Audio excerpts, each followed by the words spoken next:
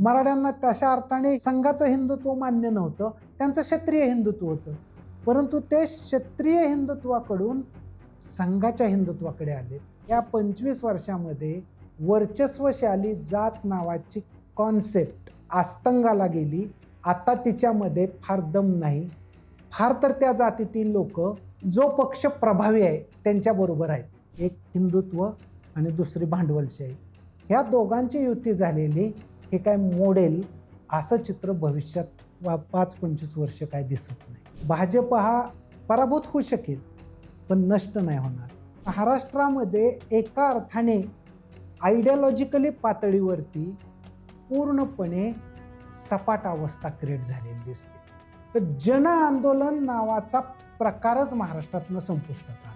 मी तुम्हाला काहीतरी देणार आहे आणि तुम्ही घेणारे आहात आणि माझ्यावरती अवलंबून आहात, आणि मी जे तुम्हाला दिलेलं आहे त्या मोबदल्यामध्ये तुम्ही मी म्हणेल तसं वोटिंग करा. हा पॅटर्न 60ला पण होता, 70ला पण होता. त्याचं हे नवं रूप आहे. या 25 वर्षाच्या राजकारणाचा मुख्य शिल्पकार जर कोण असेल तर ते मनमोहन सिंग आहे. आणि त्यातला काही भाग द्यायचा असेल तर तुम्ही पुलपती व्यंकट नरसिंहरावांना देऊ शकता.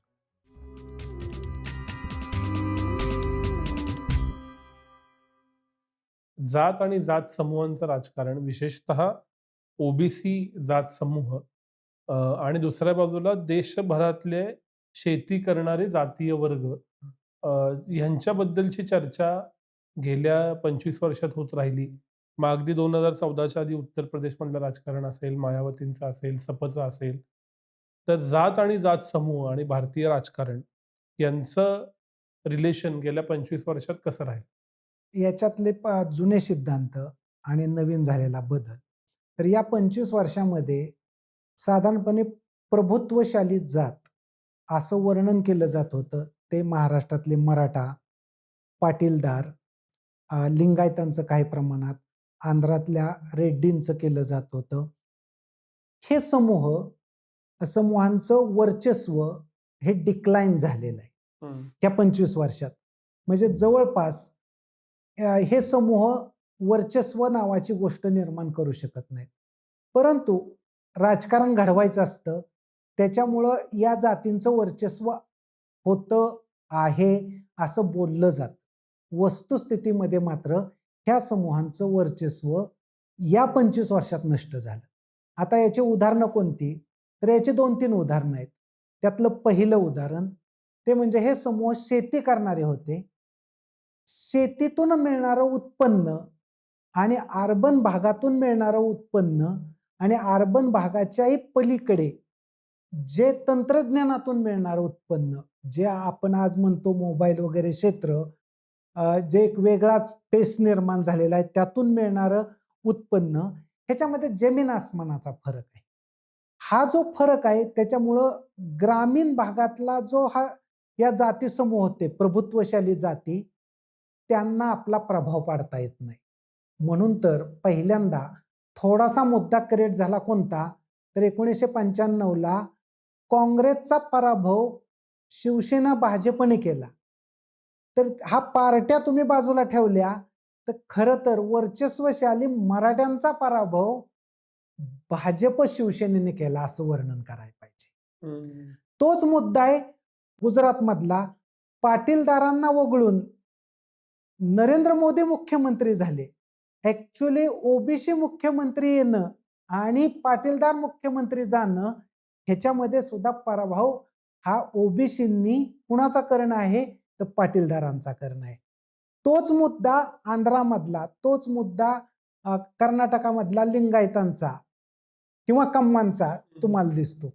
म्हणजे मला सांगण्याचा भाग आहे, या 25 वर्षामध्ये वर्चस्वशाली जात नावाची कॉन्सेप्ट आस्तंगाला गेली किंवा तिचा ऱ्हास झाला. आता तिच्यामध्ये फार दम नाही. फार तर त्या जातीतील लोक जो पक्ष प्रभावी आहे त्यांच्या बरोबर आहेत. म्हणजे उदाहरणार्थ महाराष्ट्रातले मराठा बीजेपी बरोबर गेलेत, गुजरातमधले पाटीलदार बीजेपी बरोबर गेलेत, किंवा कर्नाटकातले लिंगायत तुम्हाला माहिती आहे मध्यंतरी त्यांचं सरकार आलं, ते कुणाबरोबर गेले होते? तर ते भाजप बरोबर गेले होते. किंवा देवेगौडा आता ज्या जातीचे आहेत ते सुद्धा भाजप बरोबर युती करतायत. म्हणजे याचा अर्थ ज्या वर्चस्वशाली जाती आहेत त्या या 25 वर्षामध्ये हतबल आहेत, त्या राज्याच्या राजकारणाला आकार देऊ शकत नाहीत. हा एक मुद्दा पुढे आला. दुसरा मुद्दा या 25 वर्षामध्ये काय पुढे आला, तर अत्यंत महत्वाचा पुढे आला. ओबीसींचं राजकारण फार जलद गतीनं पुढे आलं आणि त्यांचे मुख्यमंत्री पण झाले. उदाहरणार्थ बिहारचा मुख्यमंत्री, उत्तर प्रदेशाचा मुख्यमंत्री, मध्य प्रदेशाचा मुख्यमंत्री, गुजरातचा मुख्यमंत्री, ही जर तुम्ही सरळ लाईनच पाहायला गेला तर ही ओबीसी झालेली मुख्यमंत्री आहेत. परंतु याच राज्यांमध्ये ओबीसी म्हणजे मागास समूहामध्ये एक मोठी रेषा पडली आणि अतिमागास म्हणजे मोस्ट बॅकवर्ड समूह पुढे आले आणि त्यांनी ओबीसींपासून वेगळं होण्याची भूमिका घेतली. आणि त्यातली पहिली युती जी होती ती म्हणजे लवकुश. लवकुश म्हणजे प्रभू रामचंद्राची जी मुलं होती त्यापैकी लव आणि कुश, तर त्या दोघांवरून आघाडी निर्माण केली कोणी, तर नितीश कुमारांनी. आणि त्यांची पार्टी म्हणजे त्या दोन समूहांचं अतिमागासांचं प्रतिबिंब त्यांनी पाडलं आणि लालू प्रसादांच्या यादव जातीपासून ते वेगळे झाले. तोच मुद्दा उत्तर प्रदेशामध्ये पण घडला. त्याच्यामुळे मुलायम सिंग यादवांपासून अतिमागास दूर गेले आणि ते बीजेपीच्या व्यासपीठावरती संघटित झाले. म्हणून बीजेपीने आतापर्यंत जे उत्तर प्रदेशामध्ये उपमुख्यमंत्री दिले ते अतिमागास समूहातले आहेत.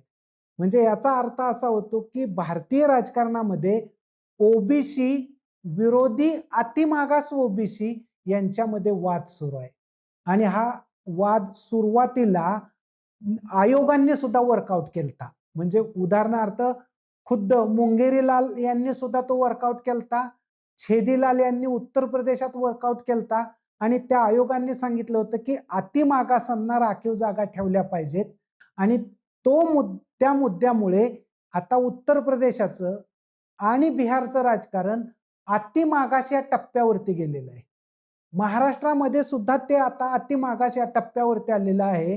महाराष्ट्रामध्ये सुद्धा काही भागातले समूह आम्ही अतिमागास आहोत अशी भूमिका घेताना दिसतात. आणि त्यातला एक छोटासा मुद्दा म्हणजे खुद्द बहुजन महासंघाचे टायटल बदलून बहुजन वंचित आघाडी हे जेव्हा करण्यात आलं तेव्हा वंचित हा शब्दप्रयोग त्यांनी ओबीसी मधल्या अतिमागासांना लागू केला, भटक्या विमुक्तांना. हे तुम्हाला सगळे म्हणजे महाराष्ट्र, उत्तर प्रदेश आणि बिहार या राज्यांमध्ये तर क्लिअर कट चित्र दिसतं की जातीचं राजकारण सातत्याने सहभाग मिळाला नाही, निर्णय निश्चितीत संधी मिळाली नाही, सत्ता शेअरिंग करून विकास झाला नाही, तर ते विरोधात जातं असं दिसून येतंय.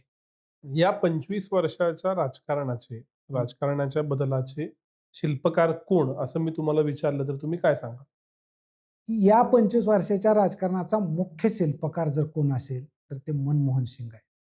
आणि त्यातला काही भाग द्यायचा असेल तर तुम्ही पुलपती व्यंकट नरसिंहरावांना देऊ शकता.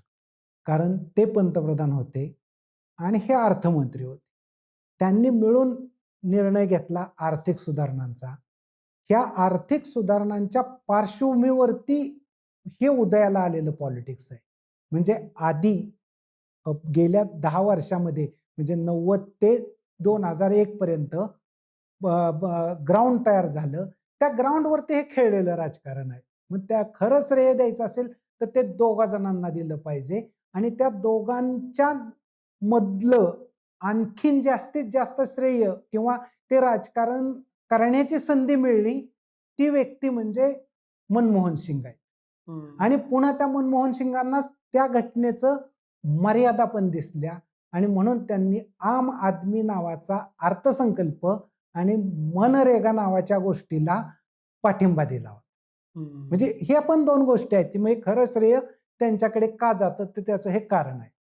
आपण अजून थोडं नॅरो झालो तर गेल्या 25 वर्षातल्या महाराष्ट्राचं राजकारण याचं विश्लेषण तुम्ही कसं कराल फक्त महाराष्ट्र सेंटर? मला असं वाटतं की गेल्या 25 वर्षामध्ये महाराष्ट्रातलं राजकारण खूप स्वैरभैर झालेलं आहे. म्हणजे महाराष्ट्राच्या राजकारणाला कोणत्याही एक प्रकारचं बाजू घ्यावी किंवा एक विचार घ्यावा असं कुठलंच सूत्र राहिलेलं नाही. म्हणजे अगदी आपण उदाहरण दाखल घेतलं की इथलं म्हणजे गेल्या 25 वर्षात राजकारण करणारे राष्ट्रवादी काँग्रेस असेल आणि त्यातल्या त्यात शरद पवार आपण म्हणूयात. तर ते पुन्हा पुन्हा नाव घेतात यशवंतराव चव्हाणांचं. तर यशवंतराव चव्हाणांच्या राजकारणातली काय सूत्र ह्या 25 वर्षात वर्कआउट झाली, तर त्याला काही एक मर्यादा आहेत. म्हणजे आता जे त्यांच्या पार्टीमध्ये फूट पडली आणि त्यांच्या लोकांनी जे गोष्टी केल्या, त्याच्यावरून तर यशवंतराव चव्हाणांमधल्या अनेक गोष्टींच्या बद्दलचे प्रश्न क्रिएट होत आहेत. काँग्रेस म्हणायला गेलो आपण, तर काँग्रेस इतकी सोयरबैर झालेली आहे, की म्हणजे एकेकाळी महाराष्ट्राचे मुख्यमंत्री अशोक चव्हाण होते. त्यांचे वडील काँग्रेसमध्ये किती मोठे नेते होते. त्यांनीच पक्षांतर करून भाजपत जाणं, ह्याच्यासारखं सोयरबैरतेचं कोणतं उदाहरण असू शकतं. तिसरं उदाहरण आपण हे बाजूला ठेवून घ्यायचं ठरवलं भाजपचं. तर भाजप ही मुळातच संघ नावाची गोष्ट म्हणजे संघटना महाराष्ट्रात स्थापन झाली. संघ नावाच्या गोष्टीमध्ये हिंदुत्व हे एक वलय आहे, विचार प्रणाली आहे आणि हे हिंदुत्व स्वतःला पार्टीमध्ये आल्यानंतर असं डिफाईन करत होतं, इतर पार्ट्यांच्या तुलनेत आमची पार्टी वेगळी आहे. म्हणजे हा जो त्यांचा स्टँड पॉइंट होता, त्या स्टँड पॉइंटला आपद्धर्माने काय केलेलं आहे? चॅलेंज निर्माण केलेलं आहे. आणि आपद्धर्म म्हणता म्हणता इतके आपद्धर्मातले लोक आता निवडून येऊन त्यांनी विधानसभेचा ताबा घेतला आहे. नगर परिषदेमध्ये तीच घटना घडताना दिसती. त्याच्यानंतर आता महानगरपालिका, जिल्हा परिषदांमध्ये काय होईल? म्हणजे याचा अर्थ जे मूळ हिंदुत्व राष्ट्रीय स्वयंसेवक संघाच्या मुशीत घडलं, जे त्या विचारांवरती निष्ठा ठेवणारे लोक आहेत महाराष्ट्रातले, त्या 100 वर्षामधले तयार झालेले लोक आहेत, त्यांना सुद्धा एका अर्थाने या महाराष्ट्रात आपण काय करावं याच्याबद्दल स्वैरभैरता आली का काय? म्हणजे तुम्ही संघाच्या विचारसरणीबद्दलची तीच अवस्था, काँग्रेसबद्दलची तीच अवस्था, शरद पवारांच्या पार्टीबद्दल राष्ट्रवादीबद्दलची तीच अवस्था आणि फायनली ज्या मुद्द्याबद्दल आपण बोलू, तो मुद्दा अत्यंत महत्वाचा महाराष्ट्रातला होता. तो कोणता? तर भारत स्वतंत्र झाल्याबरोबर 1957 ची निवडणूक झाली. तेव्हा महाराष्ट्रात काटावरती पराभव होता होता राहिला होता. म्हणजे गुजरातला ज्यादा जागा मिळाल्या म्हणून काँग्रेसचा इथं मुख्यमंत्री म्हणजे यशवंतराव चव्हाण झाले. परंतु ज्यांनी त्यांचा महाराष्ट्रात पराभव केला होता ती होती सेकप, ती होती शेड्यूल कास्ट फेडरेशन, ती होती कम्युनिस्ट पार्टीचे दोन्ही गट आता किंवा समाजवादी पार्टी. त्या पार्ट्यांना निवडणुकीमध्ये जे यश मिळलं होतं ते जवळपास निवडणुकीच्या मार्गाने मिळणारं यश हे केरळच्या नंतरचं किंवा केरळच्या बरोबरचं जगातलं पहिलं होतं. त्या स्टँड पॉइंट पासून आज महाराष्ट्र कुठं गेलाय? तर शेकपची अवस्था काय, मार्क्सवादी कम्युनिस्ट पक्षाची अवस्था काय, शेड्यूल कास्ट फेडरेशनचं आज काय झालेलं आहे? म्हणजे त्यांच्या त्या पार्टीशी संबंधित असणारे आठवले हे केंद्रामध्ये गेले 10-11 वर्ष मंत्री आहेत. म्हणजे महाराष्ट्रामध्ये एका अर्थाने आयडिओलॉजिकली पातळीवरती पूर्णपणे सपाट अवस्था क्रिएट झालेली दिसते. म्हणजे स्वैरभैरता या पातळीवरती आली आणि आणखीन एका पातळीवरती आली सत्ता आणि जन आंदोलन. तर जन आंदोलन नावाचा प्रकारच महाराष्ट्रातनं संपुष्टात आला. खरं तर 1980लाच सामाजिक चळवळी संपल्या. तिथून पुढे एका जिल्ह्याची, एका तालुक्याची, एका गावाचं आंदोलन व्हायचं आणि त्याचा दुसऱ्या इश्यूशी संबंध नसायचा. एका इश्यूवरती आंदोलन आणि तिथं संपत असायचं. पण ते पुढं काय 90 पर्यंत टिकलं आणि त्यांनी 90 नंतर जागतिकीकरण विरोधी आंदोलन म्हणून ते वाढवलं. पण गेल्या 25 वर्षात 2001 ते आत्तापर्यंत आंदोलनं अशी महाराष्ट्रात मोठी झाली असं तुम्हाला दिसतच नाही. म्हणजे दिल्लीमध्ये एवढं शेतकऱ्यांचं आंदोलन झालं, महाराष्ट्रातले किती लोक त्याच्यामध्ये सहभागी झाले होते? सर्वात मोठ्यात मोठं आंदोलन. किंवा दुसरा मुद्दा, साधारणपणे राहुल गांधींनी जी यात्रा सुरू केली होती ती यात्रा महाराष्ट्राच्या कडेकडेने निघून गेली, पण त्या यात्रेमध्ये सहभागी झालेले लोक सुद्धा पुन्हा बीजेपीत गेले. उदाहरणार्थ अशोक चव्हाण. म्हणजे त्याही आंदोलनाचा काही महाराष्ट्रावरती इफेक्ट नाही. तिसरं याच्या पलीकडची कोणती गोष्ट, तर जे परिवर्तनाचे म्हणतायत आंदोलनं होतात त्यांनाही प्रतिसाद मिळत नाही. म्हणजे याचा अर्थ असा होतो, महाराष्ट्र लोक चळवळी संघटित करायला स्वैरभैर झालेला आहे. सत्तेच्या बद्दलची सत्ता ही सेवाभाव आहे, याही मुद्द्यावरून तो मागे गेलेला दिसून येतो. म्हणजे महाराष्ट्र हा 1960 ते 1980 पर्यंत होता, तो तर नाहीच नाही. 1980 पासून साधारणपणे 2001 पर्यंत त्याची जी कल्पना होती ती पण आता राहिलेली नाही. म्हणजे 1991ला कमीत कमी शरद पवारांनी हे तरी ठरवलं होतं की माझ्या मी ठरवणाऱ्या मंत्रिमंडळात अर्धे ओबीसी असतील आणि अर्धे मराठा असतील. त्यांनी ते जे मंत्रिमंडळ ठरवली त्याचं असं निम्म निम्म रूप दिसतं तुम्हाला. त्यांनी पुढे तशीच मंत्रिमंडळ जरी ठरवली तरी सुद्धा ती संमतीनं मंत्रिमंडळ चालली नाहीत. त्या मंत्रिमंडळामध्ये सातत्याने संघर्ष होत राहिले. म्हणजे उदाहरणार्थ छगन भुजबळ वर्सेस अजित पवार हा जेव्हा त्यांचं सरकार होतं 99 ते 2014 तेव्हा संघर्ष झाला होता. तसाच संघर्ष त्याच्या आधी पण शरद पवारांकडनं झालेला आहे. म्हणजे खुद्द त्यांनीच मुख्यमंत्री ज्या नायकांना बनवलं होतं त्यांचा आणि शरद पवारांमध्ये संघर्ष झाला होता. म्हणजे याचा अर्थ ओबीसींना आणि मराठ्यांना बरोबर ठेवून हे राज्य पुढे न्यायचं आहे. याही गोष्टीला अपयश आलेलं आहे. या अर्थाने सुद्धा महाराष्ट्र हा सामाजिक दृष्ट्या एकसंघ नाही. सामाजिक सलोखा आणि सामाजिक संवाद इथं बऱ्यापैकी एकमेकाच्या विरोधात गेलेला दिसतो. म्हणजे प्रत्येक जात आपल्यापुरतं पाहती, ती व्यापक होऊन मी महाराष्ट्रीयन आहे आणि सर्व महाराष्ट्राचं हित म्हणजे पब्लिक हित अशी पाहण्याची दृष्टी दाखवत नाही. या अर्थाने महाराष्ट्र स्वैरभैर आहे. हे फारच इंटरेस्टिंग होते. आता मी फ्युचरकडे येतो. ह्या सगळ्या घडामोडींच्या पार्श्वभूमीवर एआय आले, टेक्नॉलॉजी आली, राजकारण बदललं, नेते आले, एक पक्षीय सरकार आली. पुढच्या 25 वर्षात भारताचं राजकारण कोणत्या दिशेला जाईल, कोणते मॅक्रो ट्रेंड्स फॉलो करेल असं तुम्हाला वाटतं? मला असं वाटतं की पुढच्या 25 वर्षामध्ये साधारणमध्ये आपण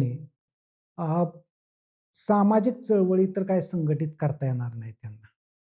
पण एक घटना होण्याची शक्यता आहे ती म्हणजे भारतीय राज्यघटनेच्या आधाराने भारतीय राज्यघटनेची मोडतोड होऊ नये आणि भारतीय राज्यघटनेने निर्माण केलेल्या संस्था आणि त्यांच्या चौकटीत राहून कार्य करावं याच्याबद्दलचं एक मोठं आंदोलन उभं राहण्याची शक्यता आहे. आणि त्याच्या लहानसहान पाऊल खुणा दिसत आहेत आता सध्या. म्हणजे लहान मुलाचे पाय पाळण्यात दिसतात म्हणतात तशी ही एक घटना मला मोठी वाटते. आता ह्या घटनेमध्ये भर कुणाची आहे, तर केवळ पॉलिटिकल पार्ट्याच हे आंदोलन करतील असं मला वाटत नाही. तर ॲक्च्युली ज्या संस्था उभ्या राहिलेल्या आहेत आणि त्या संस्थांबद्दलचं ज्यांना चांगलं आकलन आहे असे न्यायाधीश याच्याबद्दलच्या भूमिका घेण्याची शक्यता आहे. म्हणून तर मूलभूत रचना सिद्धांताला न्यायाधीशांचा पाठिंबा आहे. या अर्थाने तुम्ही बघायला गेला तर ही एक मोठी घटना भविष्याच्या एक 25 एक वर्षामध्ये घडण्याची शक्यता आहे. दुसरी एक घटना घडू शकते. ती कोणती, तर साधारणपणे एका बाजूला भांडवलदार आहेत आणि दुसऱ्या बाजूला हिंदुत्व आहे. ह्या दोघांची युती आता सध्या झालेली आहे आणि ती युती ही केवळ तात्पुरती नाही, ती पुढच्या 25 वर्षात सुद्धा राहण्याची शक्यता आहे. मग ती काय मोडेलच असं नाही. आता ही युती मोडेल न मोडेल याच्याबद्दल भविष्यातलं कोण सांगू शकत नाही, परंतु ह्यांची युती तर टिकून राहणार. परंतु त्या भांडवलदारांना हिंदुत्वाकडून वळवून मध्यम मार्गांबरोबर तडजोडी करायला भाग पाडेल एवढी दृष्टी असणारा नेताच नाही. त्याच्यामुळे हे मध्यम मार्गाकडे येणार नाहीत असं म्हणायला पुरेशी जागा आहे. म्हणजे उदाहरणार्थ काँग्रेस पक्षाचा बिन्नीचा नेता आपण राहुल गांधी असं म्हणालो, तर राहुल गांधी एकूण उद्योगपतींबद्दलची चर्चा त्यांची आणि त्यांची टीका टिप्पणी आहे, ते खरे असेल काय असेल, परंतु ते वगळून तुम्ही कशी चर्चा करणार? आणि आता सध्या बातम्यांमध्ये सुद्धा फक्त आतापर्यंत नाव येत होतं ते अंबानीचं, अदानीचं, पण तो टाटा सुद्धा तेवढ्याच पद्धतीनं हिंदुत्वाला मदत करतायत. हे काल परवा आकडेवारीत दाखवलं गेलेलं होतं. म्हणजे सांगण्याचा माझा मुद्दा असा आहे, की एकूण 2 वेगवेगळ्या शक्ती आहेत. एक हिंदुत्व आणि दुसरी भांडवलशाही. ह्या दोघांची युती झालेली हे काय मोडेल असं चित्र भविष्यात 5-25 वर्ष काय दिसत नाही. आता यावरती आधारित राहिला तिसरा प्रश्न पुढच्या 25 वर्षातला सामाजिक न्याय नावाच्या गोष्टीचा. तर सामाजिक न्याय नावाची गोष्ट पुन्हा भारतामध्ये जी वर्कआउट झालेली होती ती राज्यघटनेने केली होती. म्हणजे राज्यघटनेमध्ये जी काही तत्व सांगितली त्यातलं मीच सांगतोय त्याप्रमाणे एक सरनामा आहे, 2 मूलभूत हक्क आहेत, 3 मार्गदर्शक तत्व आहेत आणि त्यावर आधारलेला न्याय द्यायचा आहे. तर त्यातल्या राखीव जागांचं एक तत्व आहे. राखीव जागांच्या पलीकडे जाऊन रोजगार देणं मनरेगातलं हे दुसरं तत्व होतं. त्याला विस्तारित किती करणार? तर आता हे विस्तारित होणार नाही.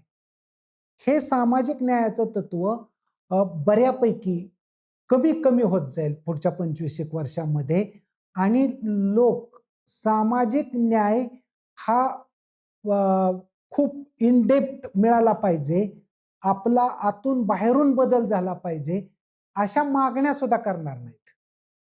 आता हे चित्र कसं दिसतंय पहा. आता उदाहरण दाखल आरक्षणाची मागणी आली. सगळ्याच राज्यामध्ये वर्चस्वशाली जातींना आरक्षण मिळवण्यासाठी मागण्या केल्या जात आहेत, पण त्यांना आरक्षण देता येत नाही असं कोणच म्हणत नाही.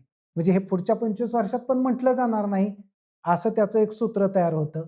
दुसरा मुद्दा काय निर्माण होतो, यातूनच निर्माण होणारा, जर महाराष्ट्रामध्ये लाडकी बहीण नावाने योजना येते आणि बिहारमध्ये जर योजना 10,000 रुपये नावाने येते, तर हे सामाजिक न्यायाच्या थोडं पलीकडचं सूत्र आहे.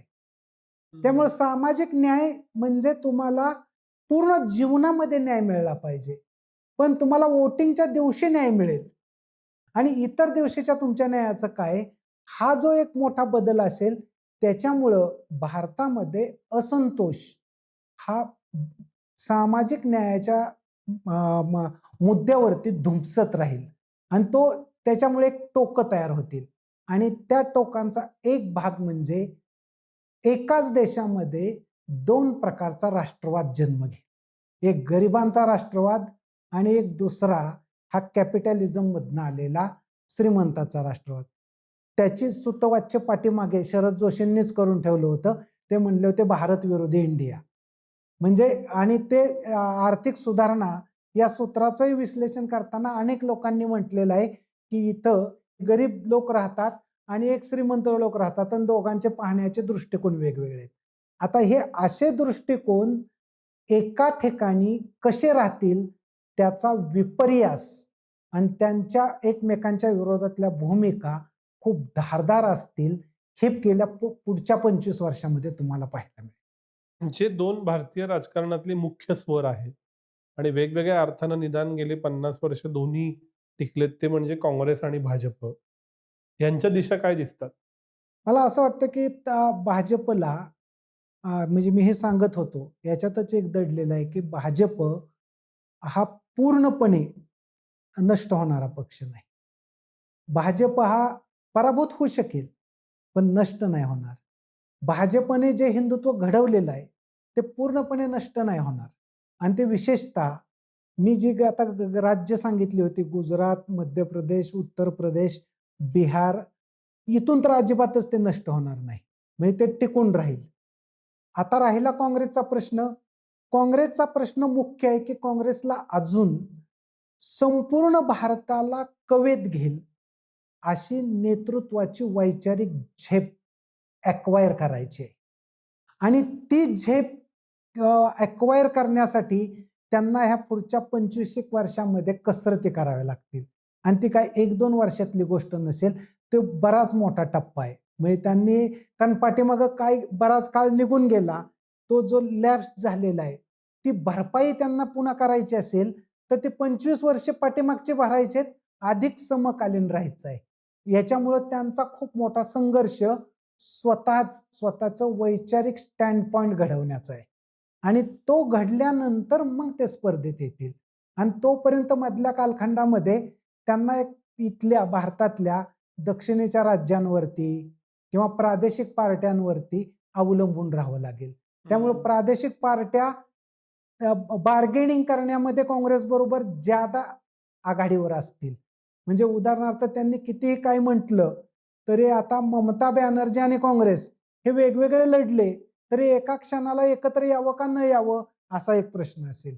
जसा तो बिहारमध्ये लालू प्रसादांची पार्टी आणि काँग्रेस एकत्र येण्याबद्दलचा असेल, उत्तर प्रदेशामध्ये मुलायम सिंग यादवांची जी पार्टी आहे किंवा अखिलेश यादवांची ते आणि काँग्रेस असेल. म्हणजे सगळ्या भारतभर पुढच्या 25 वर्षामध्ये प्रादेशिक पक्ष आणि काँग्रेस यांच्यामधल्या वाटाघाटी आणि यांच्यामध्ये तडजोडी यातच काँग्रेसचं भवितव्य आहे. आणि दुसऱ्या बाजूला स्वतःच्या हिमतीवरती भाजपचं भवितव्य आहे. याच्यामुळं काँग्रेस भाजपच्या पुढं दुबळी दिसणं हे ओघाने दिसतं स्पष्टपणे. तुम्ही रोजगार हमी योजनेचा उल्लेख केला गेल्या 25 वर्षांमध्ये. तशी मतदार हमी योजना जी आलेली आहे, की काही ना काहीतरी लाभ द्या. तो डायरेक्ट बेनिफिट ट्रान्सफरच्या मार्गानं थेट मोबाईलवरती कळू दे आणि मग त्याच्या बदल्यात मत घ्या. ही जी ट्रान्झॅक्शनल व्होटिंग पॅटर्न गेल्या 5 वर्षात विशेषतः आलाय, यशस्वी झालाय. याचं पुढं काय होईल? मला असं वाटतं की यातले 2 भाग आहेत. त्यातला एक भाग कोणता आहे? तर ज्याला सबसिडी द्यायची आहे किंवा ज्याला तो बेनिफिट द्यायचा आहे, त्यातला जर का गृहीत धरा शेतकरी असेल किंवा त्यातला विद्यार्थी असेल, त्याला स्कॉलरशिप द्यायची, तर त्याच व्यक्तीला ते फायदा मिळतोय. या गोष्टीत निवडणूक असल्या आणि निवडणुकीत ते फायदा मिळत असला तरी ती चांगली आहे. कारण का?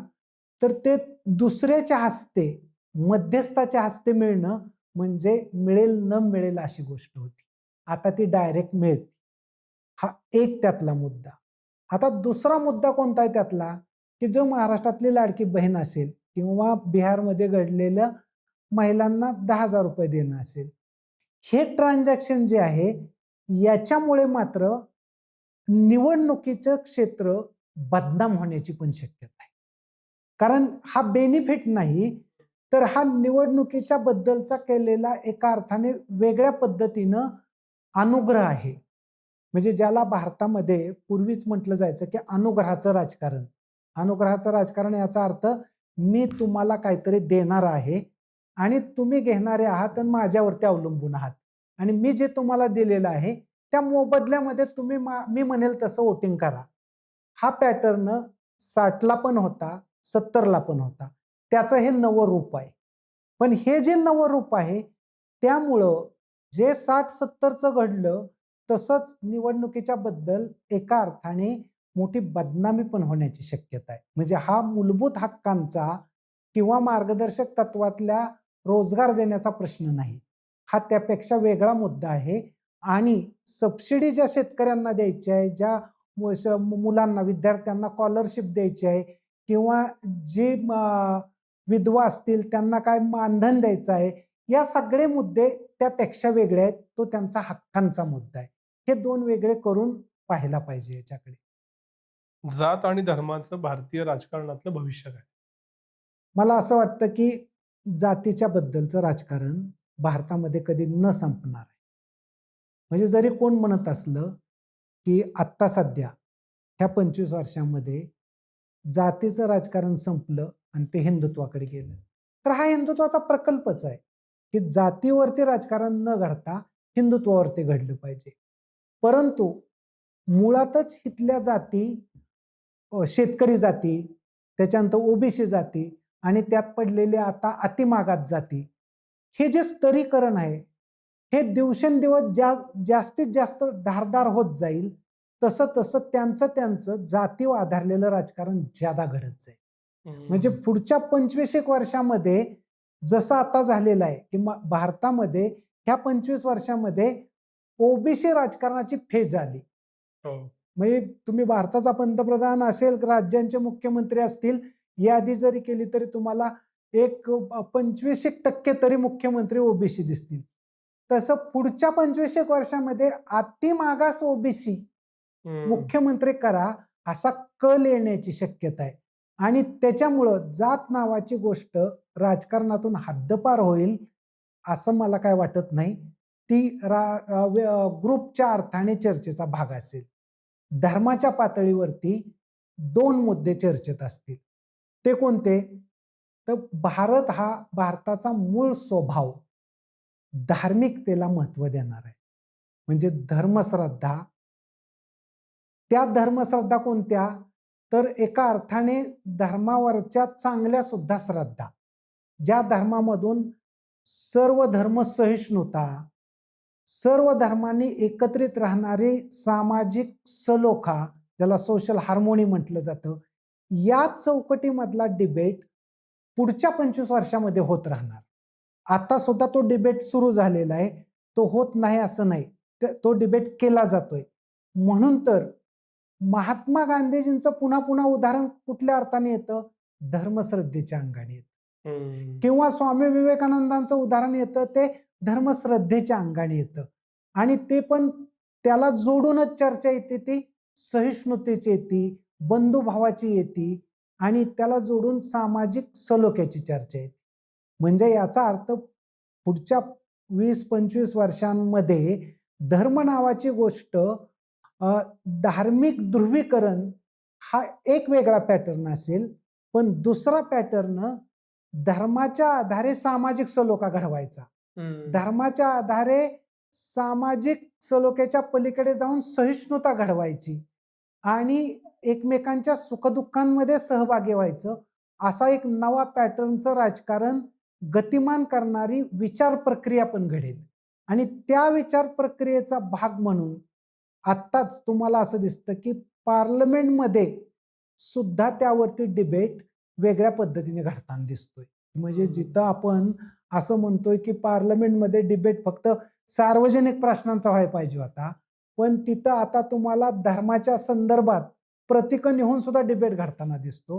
ह्याचे हे पाऊल खुणा दिसत आहेत. दर 25 वर्षानं 20-25 वर्षांना आपल्या रेफरन्ससाठी मतदारसंघ पुनर्रचना हा प्रोजेक्ट असतो, जो येऊ घातलाय, जो 2050 पर्यंत राजकारण डिफाईन करेल. महिला आरक्षण हा त्याला जोडीला दुसरा झालेला निर्णय येऊ घातलाय.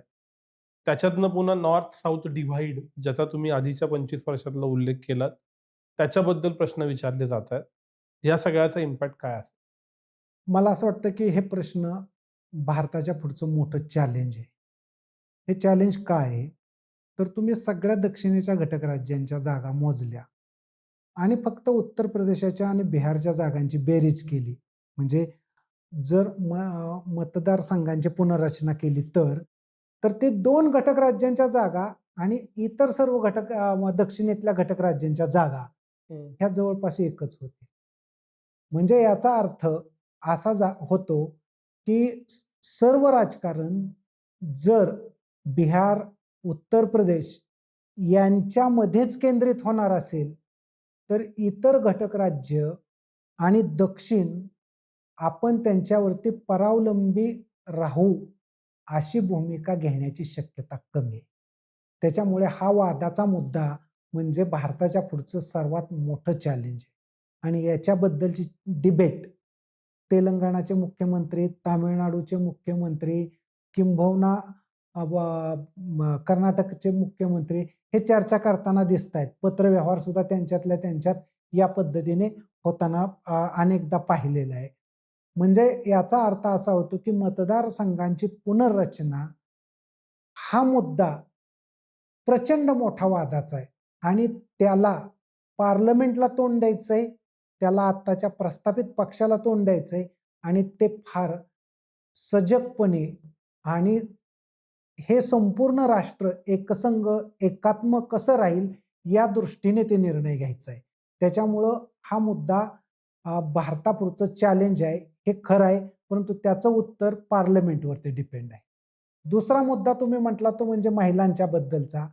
महिलांच्या जागा विधेयक मंजूर केलेलं आहे आणि ते लागू करणार असं म्हटलेलं आहे. मला असं वाटतं की याच्याबद्दल सुद्धा खूप मोठं वाद आहे. जितका वाद हा दक्षिण आणि उत्तरेचा, आणि मी त्यातल्या त्यात बिहार आणि उत्तर प्रदेशाचं तुमच्या पुढे उदाहरण ठेवलं, तसा महिलांच्या बद्दलचा काय आहे? आता महिलांना पंचायत राज्यात आरक्षण दिलं. महिलांचं लिडरशिप उभी राहिलेली आहे आणि महिलांची लिडरशिप नुसती उभी राहिली नाही, ही भारतात झालेली एक सुप्त क्रांती आहे, म्हणजे सायलेंट रिव्होल्यूशन. आता त्या सायलेंट रिव्होल्यूशनवरती आधारित महिला विधानसभेत आणि लोकसभेतल्या जागांच्या मागणी करतायत. पण इथला मुळात कितीही पुरोगामी, कितीही प्रगत पुरुष असला तरी त्या पुरुषाची विचारसरणी पुरुषी वर्चस्वाचीच आहे आणि महिलांची विचारसरणी पुरुषी वर्चस्व नष्ट व्हावं आणि आपल्याला त्या सत्तेतला राजकीय सहभागाचा वाटा मिळावा, आपणही निर्णय निश्चितीच्या क्षेत्रात जावं, या प्रकारचे. याच्यामुळं प्रश्न काय क्रिएट झालेला आहे? समोरासमोर पुरुष सत्ता आणि स्त्रियांनी वाटा मागणं, या दोन गोष्टी आलेल्या आहेत. आता या दोन गोष्टी सुद्धा कशा सोडवायच्या, हा इथल्या इंटेलेक्च्युअल वर्गाच्या पुढचा आणि पार्लमेंटच्या पुढचा यक्ष प्रश्न आहे. आणि हा प्रश्न या दोघांमध्ये संमती करून सोडवण्याचा आहे. या दोघांना एकमेकांच्या विरोधात झुंजवून तो प्रश्न मिटवण्याचा नाही. परंतु हे चॅलेंज मात्र मतदारसंघांच्या पुनर्रचने इतकं जटिल आहे. मग ते वाटतंय तितकं सोपं नाही आणि त्यातून काय घडेल ही वेगळी गोष्ट, परंतु जाणकार व्यक्ती मात्र याबद्दल निर्णय घेताना 100 वेळा विचार करतील, अशी अवस्था आहे. शेवटचा प्रश्न, जसा आपण गेल्या 25 वर्षाबद्दल बोलताना शेवट महाराष्ट्रावर केला, तसाच महाराष्ट्राच्या राजकारणाची पुढच्या 25 वर्षाची दिशा काय असेल असं तुम्हाला वाटतं आणि काय असावी अशी तुमची अपेक्षा? मला असं वाटतं की पुढच्या 25 एक वर्षामध्ये महाराष्ट्राची दिशा ही भारतावरती अवलंबून असेल. म्हणजे केंद्रामध्ये जे सरकार येईल त्याच्यावरती महाराष्ट्राचं भवितव्य डिपेंड राहील. कारण का, आता सुद्धा महाराष्ट्रातल्या बहुसंख्य समाज, शेतकरी समाज हा काँग्रेसकडून, राष्ट्रवादीकडून बीजेपीकडे गेला. तो केंद्रात सरकार आहे, यातून तो एक लोंढा वळलेला दिसतो. जर भविष्यामध्ये गेले पुढच्या 25 एक वर्षात केंद्रातच काय बदल झाला तर महाराष्ट्रात सुद्धा बदल. कारण ते केंद्राचा महाराष्ट्रावरती होणारा एक परिणाम आहे. आणि आता तर मोठे परिणाम होण्याची कारणं कोणती झालेली आहेत? एक नीती आयोग आहे, म्हणजे जिथून निधीच येतो त्याच्याबद्दलची. आणि आत्ताच्या कालखंडामध्ये अजून काय बदल होत आहेत की जे केंद्रावरती डिपेंड राहण्याची महाराष्ट्राला पण वेळ येत आहे. हा एक मुद्दा. दुसरा जो मुद्दा आहे, महाराष्ट्रामध्ये उशिरा बदल झालाय. म्हणजे जसा गुजरातमध्ये, मध्य प्रदेशात, उत्तर प्रदेशात आणि उत्तर प्रदेशात जलद गतीने बदल झाला, तसा महाराष्ट्रात झाला नाही. परंतु महाराष्ट्र हे सरतेशेवटी भाजपकडे वळलं राज्य. त्याच्यामुळे इथं जे आता आयडियोलॉजी मुरलेली आहे, लोकांनी स्वीकारलेली आहे, ती पुढच्या 25 वर्षात जाणार नाही. म्हणजे ते पार्ट्या चेंज होतील, परंतु आयडियोलॉजी मात्र हिंदुत्वाची ते सोडून देणार नाही. आणि काही असं भूमिका दिसेल तुम्हाला, हिंदुत्वाचा कदाचित म्हणजे केंद्रातलं सरकार गेल्यामुळे भाजपचा पराभव झाला म्हणून काय हिंदुत्वादी नेते आपलं हिंदुत्व सोडून देतील असं पण नाही. म्हणजे उदाहरणार्थ, जे आता भोसरीतले नेते सगळ्या रोडने पाट्या जे लावतायत, किंवा अहमदनगरचे नेते जे आता हिंदुत्वाबद्दलची भूमिका घेत आहेत, किंवा संगमनेरला जी भूमिका घेतली गेली होती, हे सगळे मराठा नेते आहेत. मराठ्यांना तशा अर्थाने हिंदुत्व हे संघाचं हिंदुत्व मान्य नव्हतं, त्यांचं क्षत्रिय हिंदुत्व होतं. परंतु ते क्षत्रिय हिंदुत्वाकडून संघाच्या हिंदुत्वाकडे आलेत. आता ते संघाच्या हिंदुत्वातून क्षत्रिय हिंदुत्वात येणं आणि पुन्हा हिंदुत्वातनं नील होणं असं तर काय घडणार नाही. म्हणजे याचा अर्थ हिंदुत्व नावाची गोष्ट पुढच्या 25 वर्षामध्ये महाराष्ट्रामध्ये राजकीय प्रक्रिया गतिशील करत राहील, निर्णय प्रक्रियेवरती प्रभाव पाडेल. कदाचित दुसरी पार्टी आली तरी त्यांना हिंदुत्वाचं काहीतरी ऐकावं लागेल. सर, हे फारच इंटरेस्टिंग आहे. गेले पूर्ण तास सव्वा तास जे काही समजून घेता आलं त्या नेहमीप्रमाणे नव्या थिरीज, नवे ऑब्झर्वेशन होती. तुम्ही वेळ दिलात आणि इतका मोठा पट आमच्या पुढे मांडलात त्याबद्दल खूप खूप आभार. पुन्हा वेगळ्या विषयावर भेटू, पण आज इथंच थांबूया. धन्यवाद.